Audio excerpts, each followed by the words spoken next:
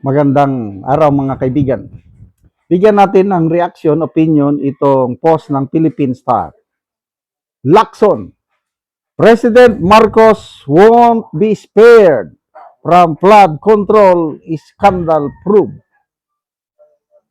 Wala kaming sasantuhin. Mananagot siya sa aming mga investigasyon. Nagbago ang ihip ng hangin. President Marcos will not be spared from the Senate's probe into the multi-billion peso control scandal if the evidence points to him. Ang dami ng ebidensya na nagtuturo sa Malacanang. Hanggang ngayon, wala pa kayong ginagawa. Senate President Pro Tempore Pambilo Lacson said on Sunday, though noting unsworn allegation made against the president on social media currently hold no legal weight. I'm sorry, wala na akong tiwala dito kay Lacson sa totoo lang. Tingnan natin kung may article Ang dami niyang mga salita ngayon na parang I don't know. Mas mabuti pa si Ombudsman Boying Rimulya ngayon dahil parang nabuhayan ako ng konting pag-asa. Kay Lacson, wala. Sorry. Kanya-kanyang pananaw lang tayo. Sabi niya dito sa article, if the evidence points to the president, we can't do anything about that. Ang dami ng mga ebidensya. Yung privilege speech, yung balitaktakan nila ni Senator Marcoleta sa Senado. Ang dami ng mga pinangalanan doon na pwedeng tawagin. Bakit hanggang ngayon, di pa niya tinatawag? Ako naging investigador din ako nung bata-bata pa ako sa serbisyo. Abusado, marami pang abusadong sundalo noon. Kaya reklamo ang mga tao against our soldiers. So ako, dahil ako itinyente, ako ang utusan. Lieutenant Macanas, investigate. Yes, sir. Nagkataon yung tatay ko, dating PC, marunong na investigador yung tatay ko. Malala ko pa nung bata pa ako, lumaki ako sa mga kampo ng mga PC. Example, yung Provincial PC Command Office sa Bigan, Ilocos Sur. Kita ko yung tatay ko, nag-type siya ng ganun. Ngayon, investigation report. So, alam ko where the evidence leads. I can relate to that. Pag mayroon ng lead, sundan mo lang yun. Magsanga-sanga na lang yan hanggang mamaya may conclusion na. Tapos, conclusion. Above name soldier is guilty of, anong reklamo? Guilty of, recommendation. Recommend that he be discharged from the military service. Ganon.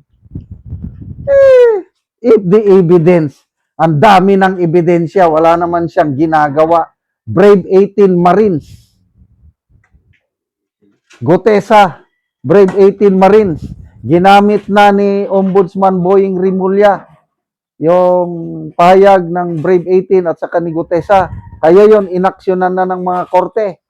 Si Lacson, anong ginagawa? Wala. Ngayon na lang siya nagsasalita. If the evidence, kuno. Hindi nyo naman. President Marcos will not be spared. Anong sinasabi niya? However, the panel chairman dismissed former Congressman Saldico social media claims that kickback, so and so. Ito pahayag ni Lacson eh. Di ba, nag-akusa si Saldico. Inutusan ako ng Pangulo magsingit ng 100 billion pesos na budget insertion. Ito ang mga resibo. Na-upload niya. Pinag-aralan ni Senator Lacson. Sabi niya, totoo nga. Merong insertion. Kailang yung kickback na 25 billion, hindi si Pangulo ang tumanggap. Wow naman! Nag-decide na kagad, nag-iimbestiga pa lang, sinabi niya na, no, hindi tinanggap ng Pangulo yon.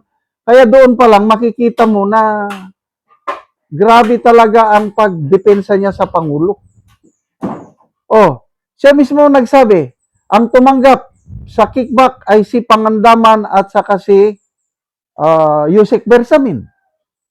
Tanong, kung tinanggap, bakit hindi niya tinawag at inimbestigahan? Up to now, wala siyang tinatawag sa hearing na Amina Pangandaman at Adrian Bersamin.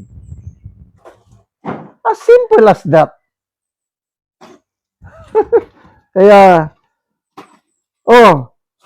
saldi ko, yung kwento niya, wala nga. Ang mayroong mabigat, laman, dahil sinumpa ang salaysay, Gutesa at itong Brave 18 Marines. Anong sabi ng chairman? Lacking in believability. Lacking in, credibility. Mathematically impossible. Ang dami niyang sinasabi. Hindi ko tatawagin yan. Baka ma-cite in contempt lang sila. Wala kaming sapat na kulungan sa Senado. Well, ito, opinion ko lang ito. Nasasayangan ako. Idol na idol ko itong si Senator Lacson nung una. Isa siyang PMAer. At sa experience ko, halos lahat ng mga PMA graduates na nakasama ko sa trabaho ay may courage, loyalty, integrity. Experience ko yan. Kaya yang si Lacson nung una, talagang tunay siyang PMAer. Lumalaban siya sa korupsyon. Hanggang ito na lang, nagbago na siya. Nung naging chairman na siya sa Blue Ribbon, parang may cover up. Sabi nga ni Congressman Erese, Idol, anong nangyari sa iyo? Kasama ka na ba sa cover up?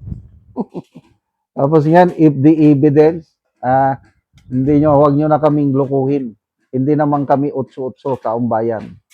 Basta ako, wala na akong paniwala ang salita nitong chairman sa Blue Ribbon Committee. Opinion ko lang yan. Salamat mga kaibigan sa inyong pagsubaybay sa channel nito. Nakakatulong kayo ng malaki sa tribong Talandig ng Bukidnon dahil ang sweldo natin sa channel na ito is pantulong po sa tribo. Namimigay tayo ng libreng yero at pako para makapagpatayo sila ng mas maayos na tirahan. Panoorin nyo ang video na ito.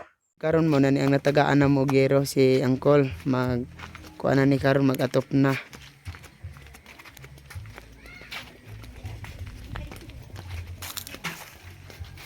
So muna niya ang iyang ipatindog nga iyang atopan karon.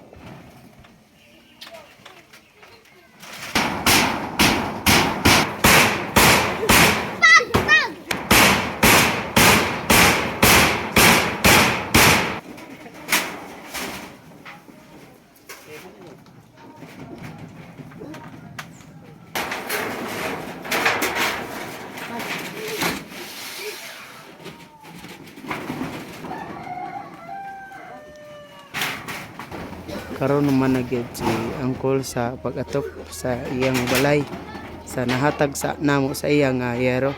So maayo na gyud nga tan-awon.